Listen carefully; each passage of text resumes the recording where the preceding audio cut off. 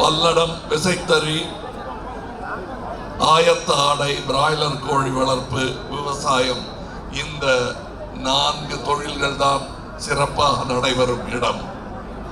ஆனால் நன்றாக ஓடிக்கொண்டிருந்த வண்டியை பெட்ரோல் இல்லாமல் ஆக்கியது பெட்ரோல் விலை ஏற்றத்தினால்தான். உலகெங்கும் கச்சா எண்ணெய் கம்மி விலைக்கு விற்ற போது தன் மக்களுக்கே லாபத்திற்கு விற்ற அரசு. இவர்களுக்கு பெயர் ஒன்றிய அரசே தவிர மக்களுடன் ஒன்றாத அரசு. ஜிஎஸ்டி கொங்கு மண்டலத்தை கொஞ்சம் அழித்து விட்டது என்றே நான் சொல்வேன். இல்லைங்க, அப்படிலாம் இல்லைங்கன்னு யாராவது இங்க ஒருத்தர் சொன்னா ஏதோ காரணத்துக்காக அப்படி சொல்றாங்க.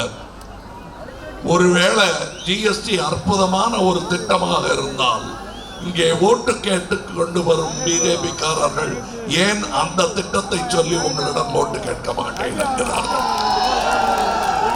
அற்புதமான திட்டம், இதை நாங்கள் தான் கொண்டு வந்தோம், ஓட்டு போடுங்கள் என்று நினைவுபடுத்தினால் ஆபத்து என்பதனால் அதை சொல்ல மாட்டார்கள். அவர்களுக்கே தெரியும் அது பெரிய ஒரு விபத்து. நான் அரசியலுக்கும் வருவதற்கு முன்னால் இந்த ஜிஎஸ்டி வரும்பொழுதே எதிர்குரல் கொடுத்தவன். சினிமா துறையை அது வெகுவாக பாதிக்கும் என்பதை அந்த தொழில் தெரிந்திருந்ததனால் நான் உணர்ந்தேன். முதலில் சொன்னேன். அப்பொழுது கோபத்தில் நான் பயன்படுத்திய வார்த்தை தான், இப்பதான் கிழக்கு இந்தியா கம்பெனிக்காரனை வெளியேறுன்னு அனுப்பிச்சு வச்சாங்க, நார்த் இந்தியா கம்பெனி வந்து படுத்துறாங்களே அப்படின்னு கோபப்பட்டாங்க. நீங்க எந்தெந்த கடவுளர்களை நம்புகிறீர்களோ அதையெல்லாம் நம்புங்கள். ஆனால் வியாபாரத்தில் ஆங்கிலத்தில் சொல்வார்கள், faith doesn't work in business. Trust is the only thing that works in business.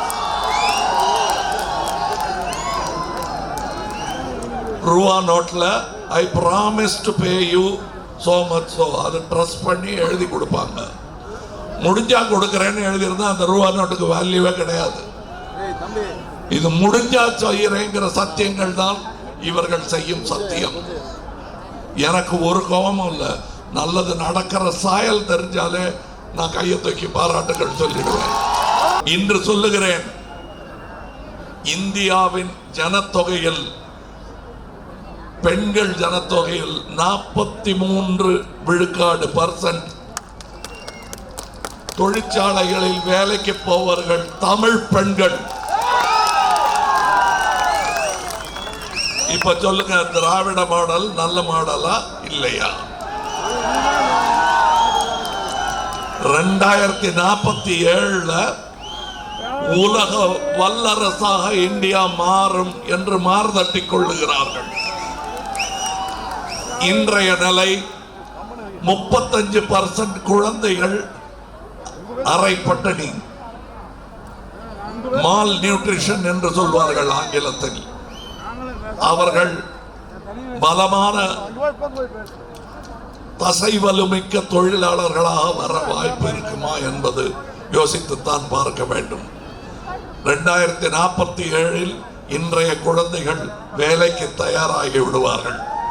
இதே அரை வயத்துடன் எப்படி நீங்கள் வல்லரசாக முடியும்? செய்திகளை உடனுக்குடனும் துல்லியமாகவும் தெரிந்து கொள்ள சப்ஸ்கிரைப் பண்ணுங்க.